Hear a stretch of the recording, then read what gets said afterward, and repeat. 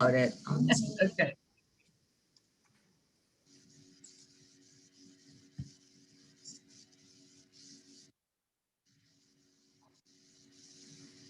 Good morning.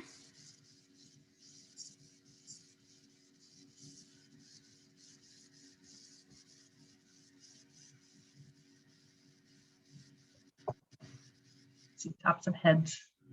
There you are. Okay. Good morning. Brenda, just tell me when you want me to start sharing the screen with the supply slide. You can Now? Yeah. Okay. Starkey family looks familiar.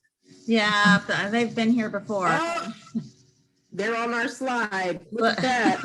You guys see yourselves up there? You guys are a year older.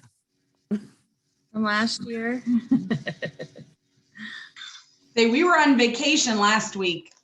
Well, we missed you. The girls, they got the stuff to make the bags from last week, but we haven't made them yet. You guys gonna make? She asked your question. I don't know what. Oh, don't let Mackenzie in yet. I said, how many you guys gonna make? 12. Ah, very nice. We'll have to add that to our numbers.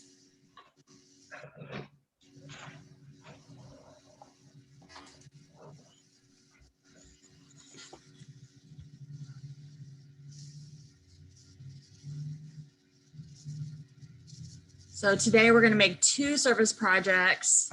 So if you want to make sure you have all the stuff there.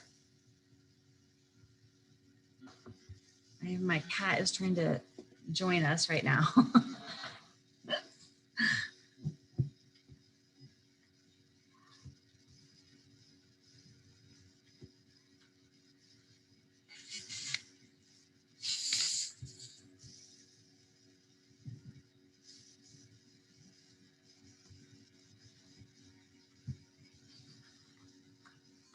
We'll wait a couple more minutes. We had a couple other families that joined us last week. We'll see if they hop in this week, and then we'll get started.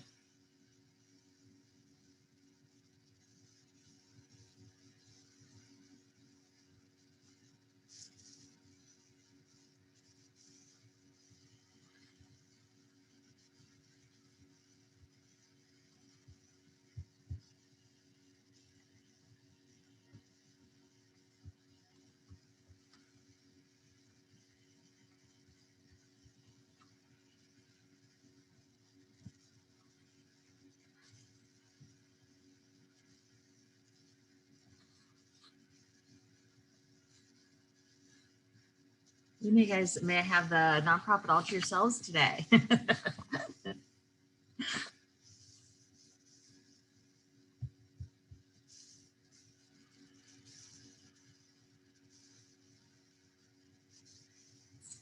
Well, I guess I'll go ahead and get started. So welcome, guys. Glad you guys could make it this week. My name's Brenda, and we also have Dawn and Jill. We all work at See Kids Dream.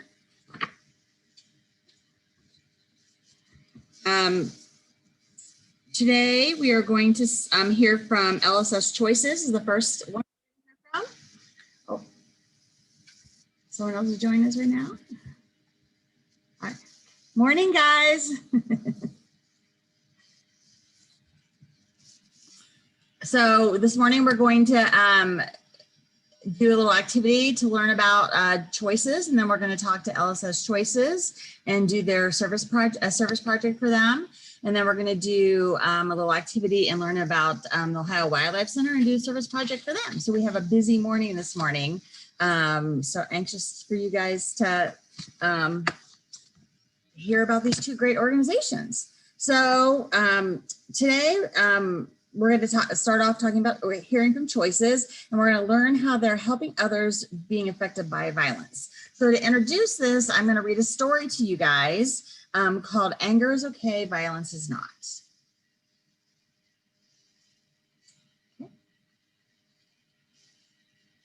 Oh, sorry. That's okay. Everyone gets angry, even fish get angry. It's okay to be angry as long as you're not hurting anyone. It's okay to push someone is it okay to push somebody when you're angry? No. Is it okay to throw something when you're angry? No. Is it okay to bite someone when you're angry? No. If someone in your family is angry and hurting others, is it the fault of the younger fish? No. What if the younger fish left a seaweed snack in the back of the boat? Is it okay for the adult to hurt them? Of course not, no. Is it okay to paint a picture when you're angry? Yes. Is it okay to play soccer when you're angry? Of course it is, yes. Is it okay to cry when you're angry? Yes. Yes, it is okay to be angry as long as you're not hurting anyone. Yes, if someone in your family is getting angry and hurting others, it is okay to tell your teacher or another trusted adult. Everyone gets angry and this is okay, but it is not okay to get angry and hurt people. If someone you know is hurting others when they are angry, tell a trusted adult.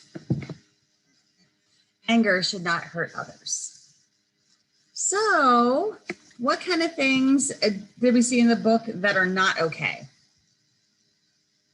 Any ideas of things that aren't okay? Starkeys?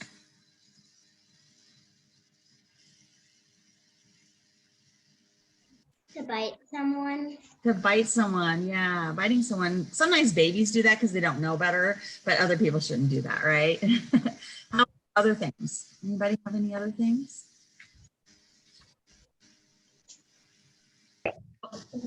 What? Oh, what do you want to tell me? Fighting when you're angry. Fighting when you're angry, yeah, definitely. Those things aren't good. How would you feel if somebody threw something at you? How would you feel? Would you feel sad if somebody threw something at you? Yeah, maybe feel sad. Yeah. Has anybody ever been so mad that they felt like they wanted to throw something themselves and knew that you probably shouldn't do that? Yeah.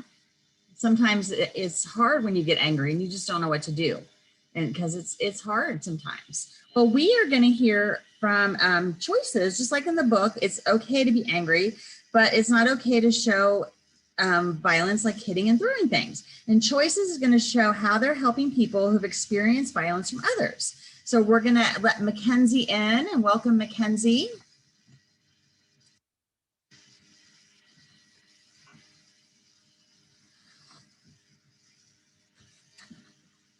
I see Mackenzie's computer and she's not at it right now.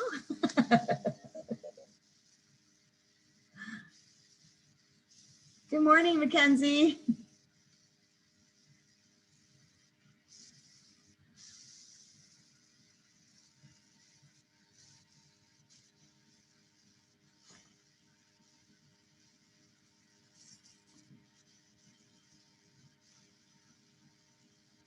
Good morning, Mackenzie. How are you today?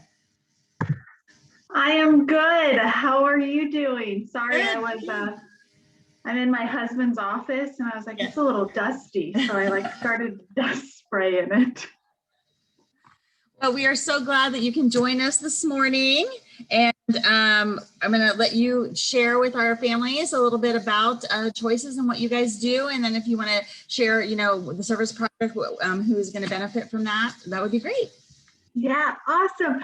Good morning, all. Thanks for joining on, especially your guys' ages. I think I slept in past 9, so I'm very impressed by you all. So kudos to that. Yes, I'm Mackenzie. I am with LSS Choices. So a little bit about Choices. It is a domestic violence shelter.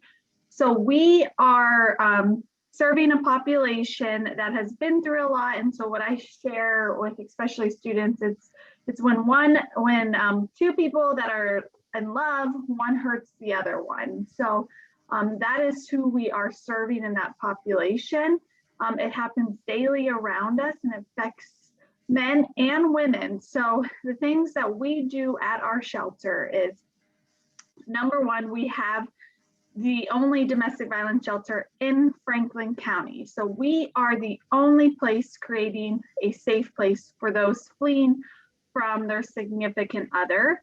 So what it looks like for us at our shelter is we do serve men and women. A lot of people, when it comes to domestic violence, think it's just women that are experiencing it, but men do as well. We can serve about 120 residents.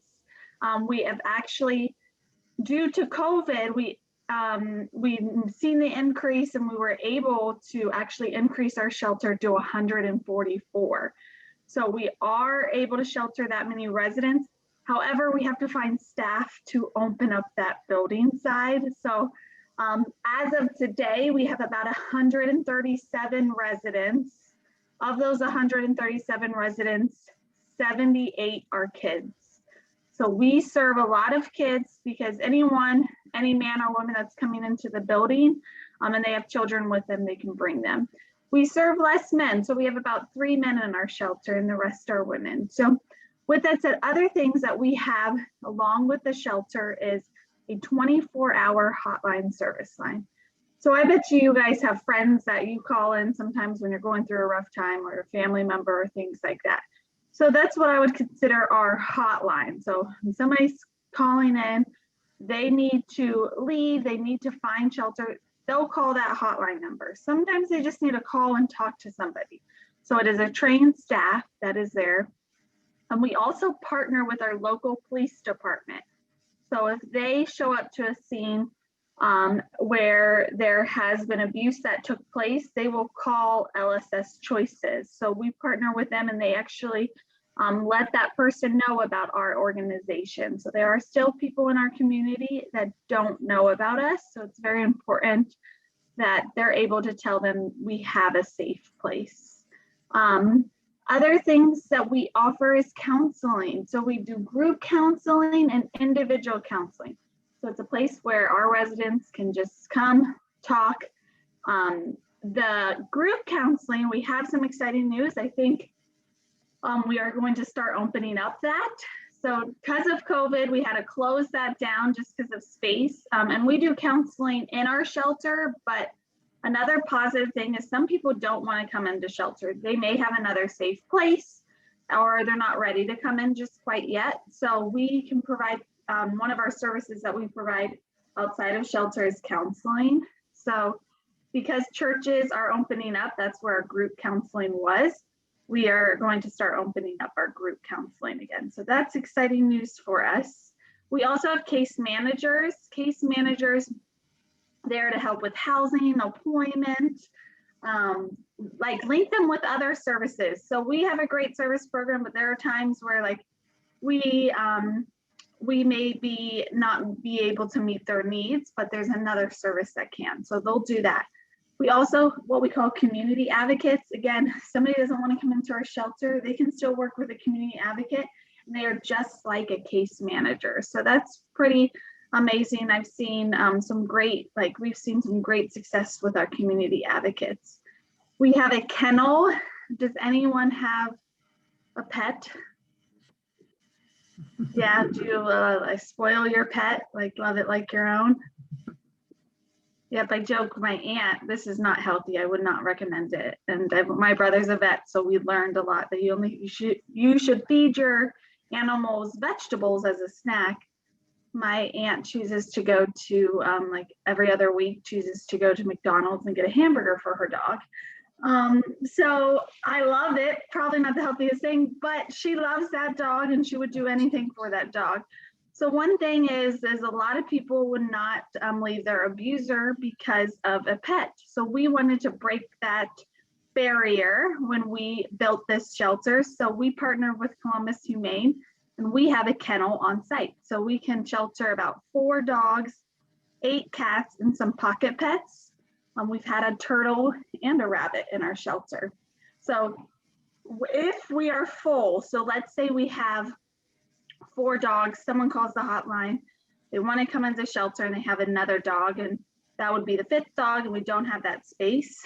We actually, Columbus Humane will take them to their safe haven program. So at all times, their pet will be safe. And so that's pretty impressive. Only about 3% of shelters actually do that. We have legal advocates. So sometimes the legal system is very crazy. I hope none of you had to deal with it. But when you even go downtown, I don't know if you guys have been downtown, parking is crazy. So if you're driving with your parent or anything like that, or a friend, they're probably having a hard time finding parking. So that's just a stress thing. And then if you're going into the court system and then you might have to see the person, all of that is stressful. So our legal advocate is not a lawyer, but they're there to provide that support for them, get them linked with other services. And then we do community education and awareness. So our whole goal is to kind of raise awareness and let people know about domestic violence, let people know about our programs and services and how people can help support us. So this is where you all come in, and you guys actually are doing kind of what we call our kind of fun thing that we give out. So there's so much going on in shelter. It's a lot that takes place. They're leaving from their home, coming into a new home. Think about as a kid, we have, again, 78 kids. They're leaving the place that was their home and their room, and they have to come in and they can't tell their friends and family where they're staying because it needs to be secret. So a lot's just taking place.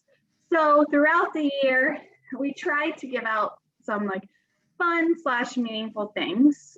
So the summer kit is a huge thing that we're giving out. So flip-flops is one of the things we've asked, and you're probably wondering, what's the flip-flops used? Well, there's 2 tin folds. We share showers. So they share showers, and I don't know if you guys, anybody go to camp or you had to share a shower that's outside of your home.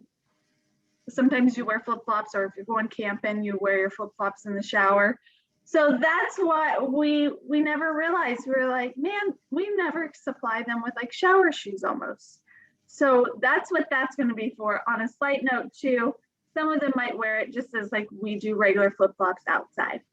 The water bottle is a huge thing because we only give out like small, like I think the cup is like this big. It's not a big cup for water in our dining room. Just because of expense wise, it's cheaper, and people can they throw it away and then they can get another cup. But we hear a lot of feedback from our residents, especially because it's so hot. You guys probably carry around a big water bottle or a water bottle. So one of the things like they requested a lot during the summer was if we had water bottles, just so that they're not constantly or like taking 10 cups just to stay cool. And then the gum, you're probably like, what's that for? Well, I think it's just a spring cool little treat for them that we will give out for them. So that's kind of what the summer kit is. You put it in a bag and fill it with love. So I think the whole amazing thing with our kits that you guys might not realize is like our residents know that it's handmade. Like they know that it's when you put it in a Ziploc bag that you guys put it together, and that somebody else is thinking of them. And I think that's a huge thing when we all go through something. You might not go through exactly what our residents went through, but this year you went through COVID, all of us did. It's a lot that takes place. And so I think that when you know that you have a support system or people loving on you, it really helps make life a little bit easier. It's still tough, but a little bit easier. And that's what our residents know. When they are getting something like this, they know that it's filled with love, and that somebody out in the community is thinking about them and is rooting for them in their recovery.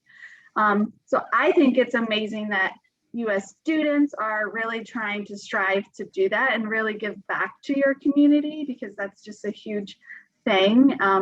We all need support and we all need that love. And so that's what you guys are doing today.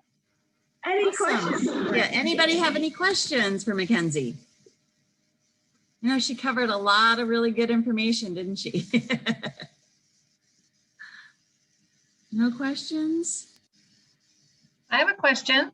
Okay. So you say you're the only domestic violence shelter in Franklin County.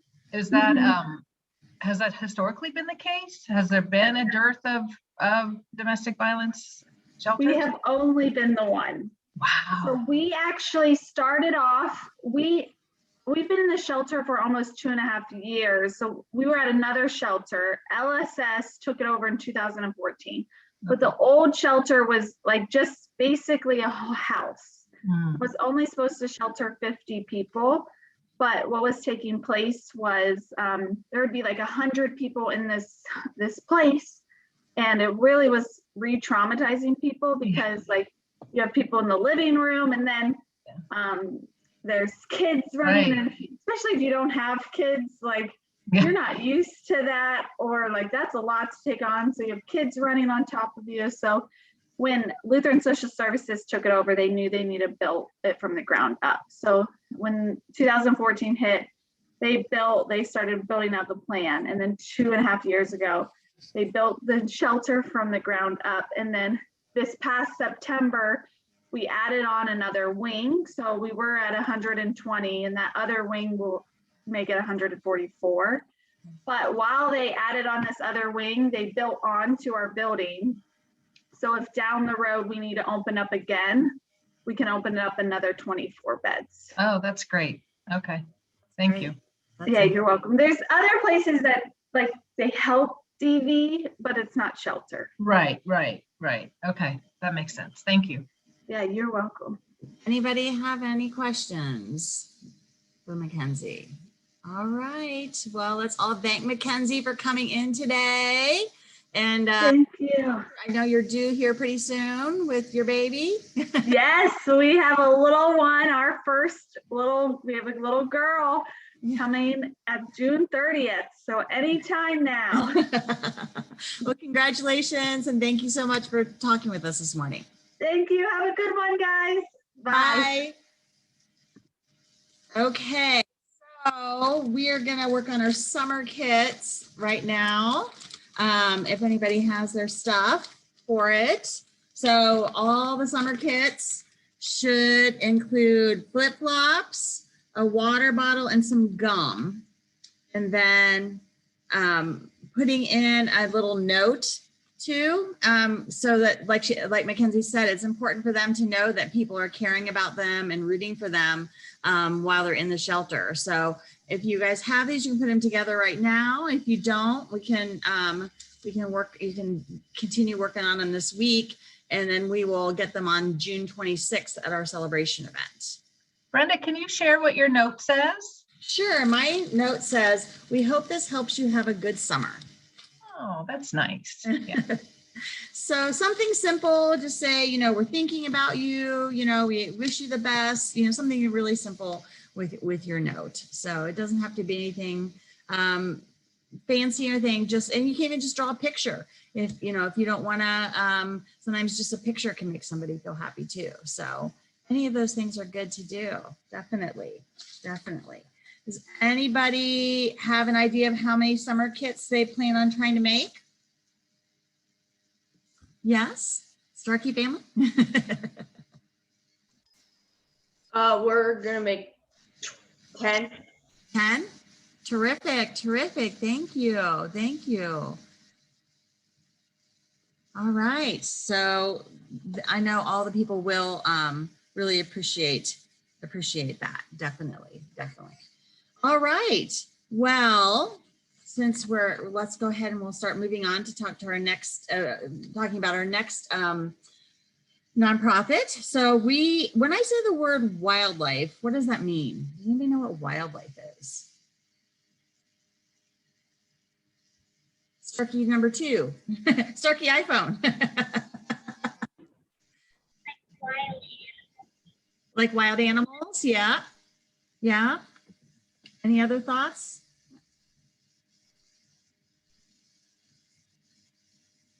Oh, You want to raise your hand? Lions.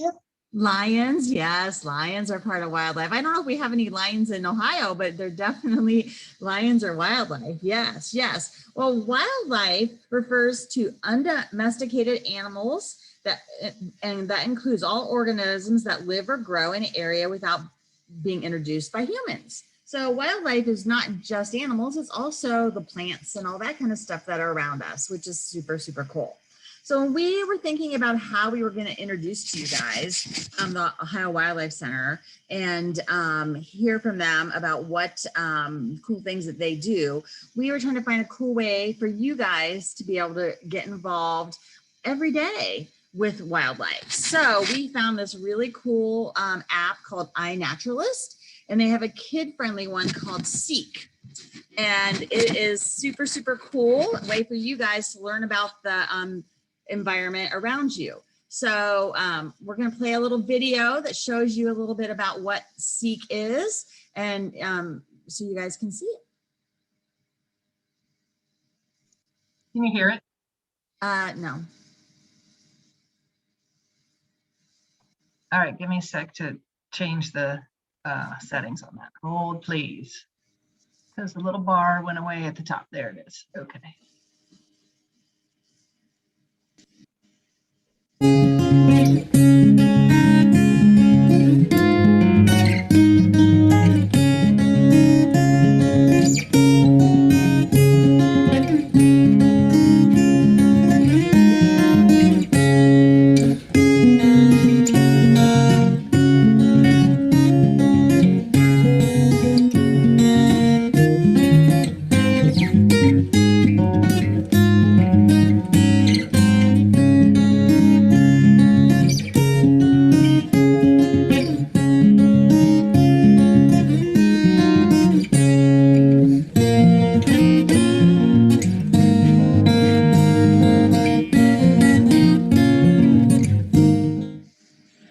So it's really cool. I used it. I actually went on bird watching not too long ago. And when I did it, I took the app with me and I was able to help me identify some of the birds that I saw when I was out. So it's a really cool app. It's super easy. You don't even have to be connected to the internet to use it. So you can, bring it up and take a picture and it'll tell you different options of what the plant could be. And it tells you about that plant or animal. So it's super, super cool. Has anybody used it before or seen it? You guys have? Yeah. Good, good. It's it is very cool app. I really enjoyed it. You guys should try it. Download it, to a phone or iPad if you can. And this week, go out and try to identify some stuff, in your world. So before you go out and explore Ohio, we're gonna let Preston in from Ohio Wildlife Center, and he's going to tell us a little bit about Ohio Wildlife Center.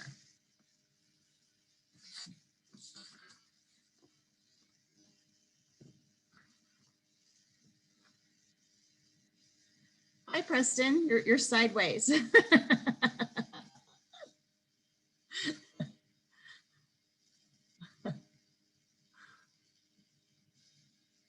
There you go. Oh.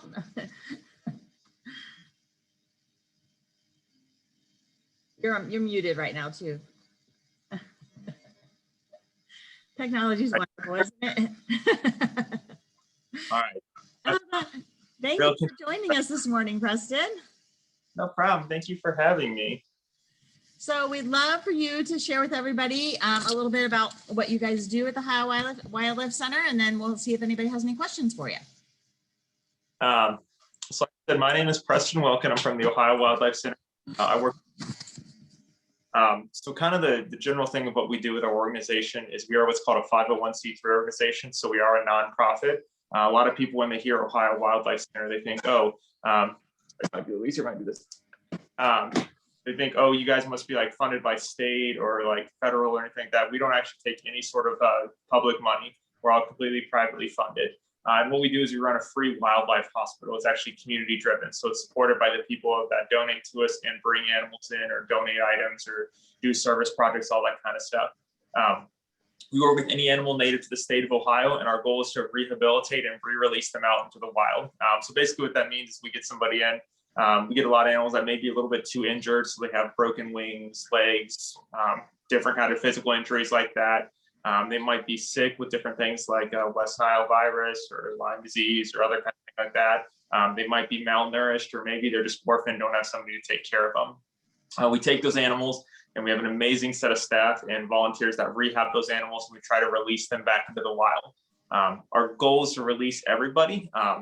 It's not always the case. Sometimes you have to keep some, and I'll show you one of those a little bit later. But we get a ton of animals in. I know last year alone, we got over 8,000 animals that were into our hospital, which is crazy for us because usually we have about 200 volunteers or so that give us time. That their volunteer time actually equates to about 20 full-time positions. And last year, because of COVID, we had to suspend all of our volunteer program. So we had basically our largest year ever with half of our staff. So it was a really, really wild time for us. And like I said, we get tons and tons of animals. We get everything from as small as mice and chipmunks to larger things like big snapping turtles or bald eagles, raccoons, foxes, coyotes, all that kind of stuff. We get all kinds of cool animals. I have one of them though to show you. As I said, we do try to release all of our animals, but sometimes it's not actually the situation. So any of the animals that we deem that are non-release candidates, Waldo here is a really good example. We actually keep them, and we keep them and we use them for an education purpose. We actually maintain a collection of about 70 animals. One of which, like I said, is this guy right here. His name is Waldo. He's what's called an Eastern box turtle. So you might be able to notice a little bit if I get him close to the camera, he is actually missing a leg. It's not like tucked up in there, he's just missing it. What we think probably happened with Waldo is what happens with a lot of turtles around here in the state of Ohio is people find them when they're little tiny babies out in the woods, and they think, oh man, this is gonna make an awesome pet. Usually if little kids find them, they bring them to their mom or dad, and they're like, hey mom, hey dad, can I have this pet turtle? And ooh, he's very sassy today. And mom, like, sure, you can have it, it doesn't cost me anything. What they don't realize is these turtles live like 80 years. So they'll have the pet for about 15, 20 years or so. And then their son maybe goes off to college and comes back, and the parents are like, hey, Tim, here's your turtle. You should take him home with you. And Tim's like, turtles kind of aren't really cool anymore. So they don't want it. And a lot of times what people will do is they'll just put him back out into the wild because they figure he's from the wild, he should be able to survive. The problem is once they've been kept as pets for so long, they kind of lose their ability to protect themselves in the wild. And that's what we think happened with Waldo here. We think he was probably kept as a pet, and then he was just put back outside. So he found something like probably a dog or a raccoon or a fox that saw him was going to eat him. And he didn't realize that that animal is not your friend. And it actually kind of bit his leg off, and we had to surgically fix it up a little bit. But that's why we have Waldo. We've actually had him since 1993. So we've had him a good bit of time, and we've been in operation since 1984. So that's just kind of what we do. Like I said, we try to release everybody. Those ones we don't, we keep here as our education program. And that's a lot of the stuff I think, if I understand, you guys are going to help us out with the service project, making our warmers for them. And what we do with those, which is really cool, is we usually give them to baby animals. So a lot of times what we do is, remember, they're usually filled with rice, and it's a sock. And so we tie it up and we throw it in the microwave, and it warms it up. So if we get something like, let's say a Virginia opossum, for example, they tend to have litters of babies that are like 10 to 15 babies at a time. So a lot of times what'll happen is we'll get one or two at a time, because the Virginia opossum, the mom isn't the best mom in the world. They can actually have 3 litters at one time, and each litter can be up to 15 babies. And they can have 4 litters per year. So you got to imagine she's not keeping track of everybody. And just like with people, sometimes the siblings fight, and when they get big enough, they actually crawl on the mom's back. So a lot of times what'll happen is, let's say we got 2 possums like Greg and Sandy, and Greg keeps poking Sandy, and Sandy's like, leave me alone. And Greg doesn't listen. So Sandy, gives him a nice good shove. He falls off the back, and mom just goes, well, down to 14. I'm not turning around. We get a lot of little babies like that. And that's where those sock warmers come in really, really handy. So we get them in because they're used to having so many siblings. They're usually used to cuddling with things and being warm. And they're usually very, very cold. And so what we'll do is we'll put those in the microwave, and then we'll be able to give it to that animal, and they'll like wrap up around it and help warm themselves up. It's a really, really safe way, because you got to be careful not to burn the animal, because other things like we've tried water bottles before and different stuff, it just gets so hot that it actually hurt the animal. So what we have found is those socks work really, really efficient. That's why we're super excited you guys are going to be able to help us out, because usually we get like literally thousands of babies a year. And we'll also use those things like for baby squirrels as well as baby possums. Raccoons sometimes, depends on what it is. Baby birds get them as well because it's really like a nice heater. They also work really well when we go to release the animals, because usually what we'll do is we'll kind of stick them in there and we're transporting and kind of keep them warm. So I know it might seem like a weird thing that we make, but they're actually really, really important to us, and we appreciate them so much. So it's kind of a little bit less. I think we're supposed to do questions. Yes, yes. Does anybody have any questions for Preston?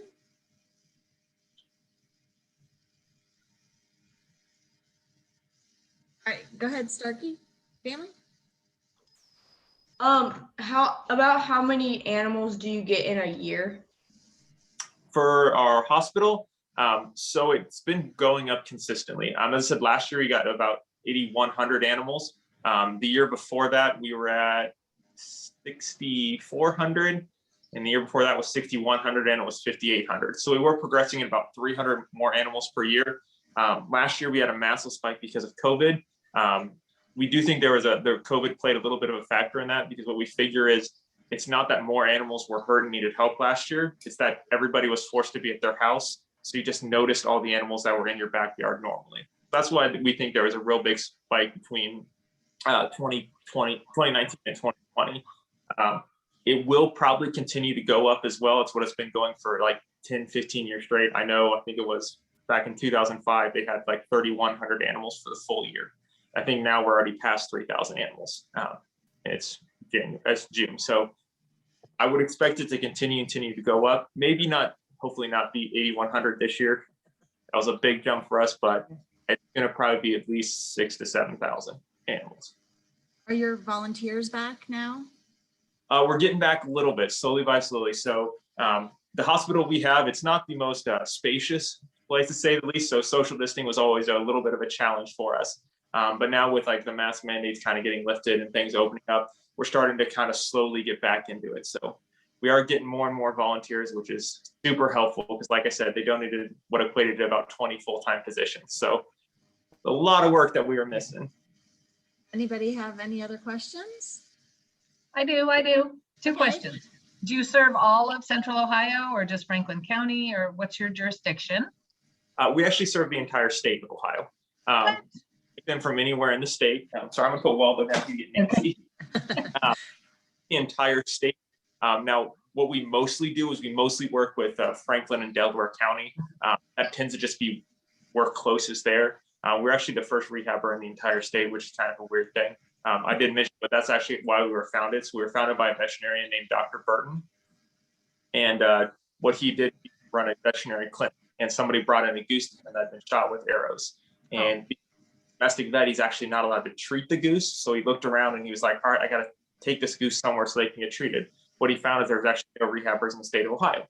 So then, well, I'll just do this myself then. So that's kind of how our permitting counts for anything from the entire state of Ohio. We tend to do mostly Delaware and Franklin County. Now there are a lot more other rehabbers. So sometimes what we'll do, if we'll get someone who calls from like Cleveland, we'll usually try to see if there's a rehabber closer to them than us.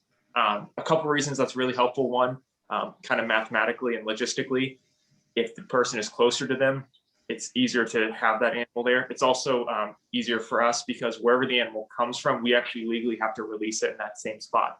So if you bring us a squirrel, let's say from Cincinnati, we have to take it back to Cincinnati.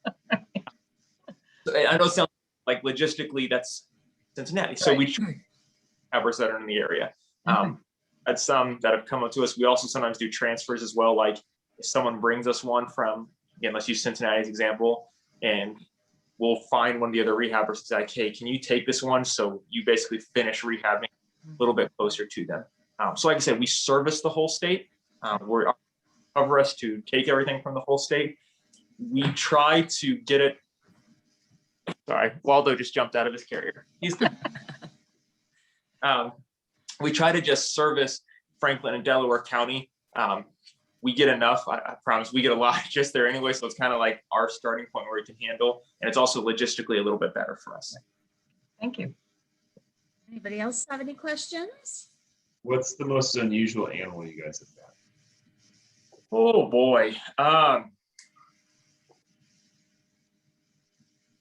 You've probably had everything literally native to the state of Ohio. I think the coolest one I've heard about was, I think it was 2 or 3 years ago, we actually had a snowy owl, like the Harry Potter snowy owl kind of thing.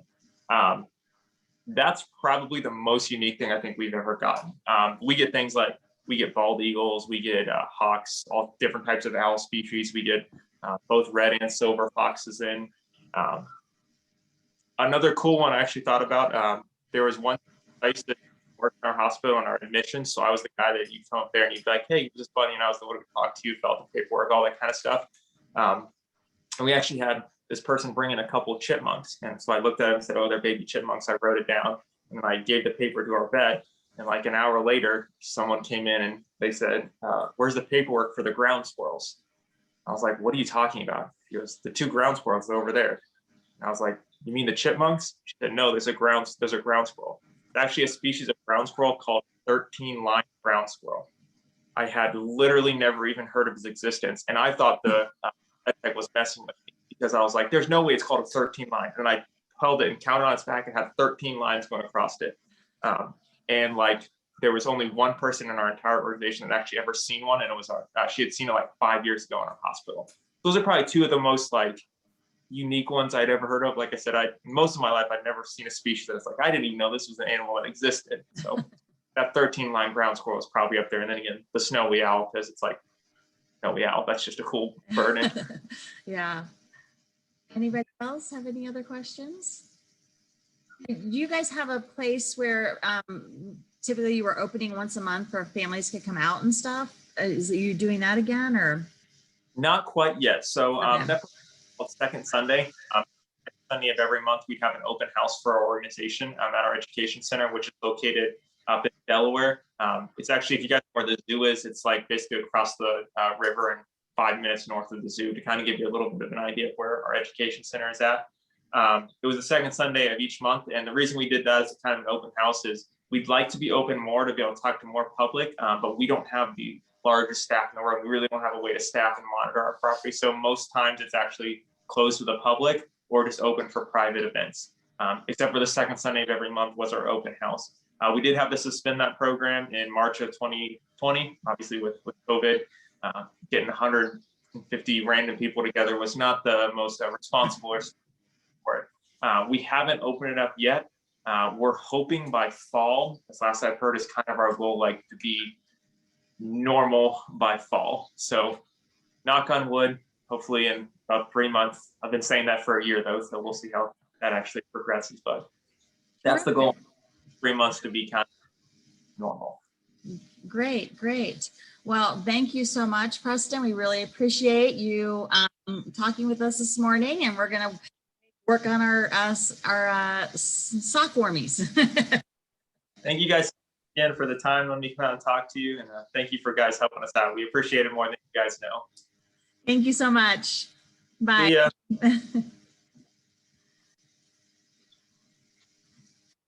Right. Well, I made a couple sock warmies so I could figure out the best way to do this, because filling rice into a sock is not like the easiest thing in the world to do. So let me show you how I did it to make it a little bit easier. So I filled a cup with rice, okay? And then you take your sock and you put it over the mouth of the cup like this. And then you just dump your cup and it dumps the rice into your sock. So it made it much easier than trying to, hold the sock open and just put rice in it. So in that way too, you can put, it takes about 2 of those cups for me to fill one of these socks up. You need to make sure that you leave room at the top so you can tie it off so that, the rice doesn't fall out and stuff. Anybody have any questions on that? I see Starkeys are you working on yours? Yeah. So these are really, like you said, they're really helpful for the animals. I bought some that has a little lion or tigers on them. So you could decorate them too if you want, whatever you guys want to do with them. So.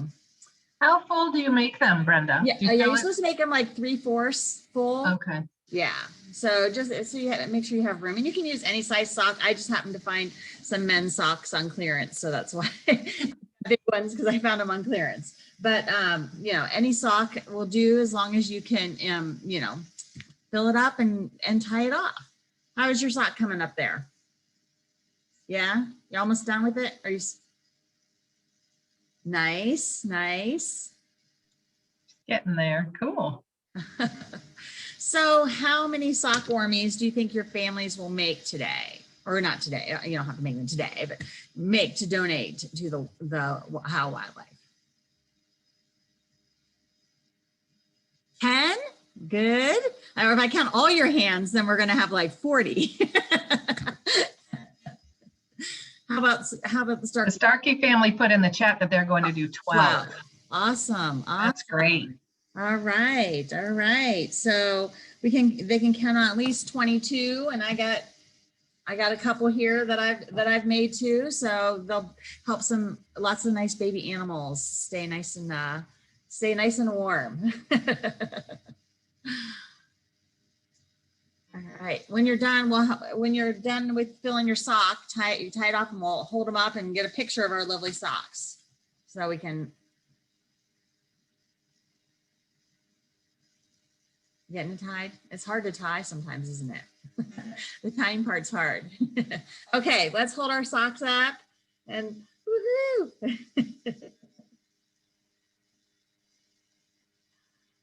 All right, did you get a picture, Jill? Mhm. All right, awesome, awesome. Well, thank you guys so much for joining us today. It was so much fun. I loved hearing about both those things, both those organizations, the only ones in our area that are helping, you know, people with domestic violence, and then the only ones that are helping wildlife, which is so cool. So very cool. Just a reminder, the June 26th is when we're going to have our service celebration.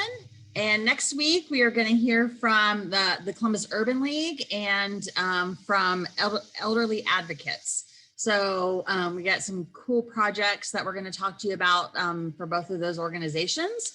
And you'll get emails this week with links to the supplies that you need for the projects, as well as RSVP for our celebration. So you can come on the 26th, and the nonprofits will be there, and you can talk to them in person and give them your wonderful projects that you made for them. Anybody have any questions? No? All right. Well, thank you guys so much for joining us today. And next week, Darren, who couldn't make it today, and Jill will be hosting you guys for talking with the Columbus Urban League and elderly advocates. All right. Bye, guys. Thank you so much.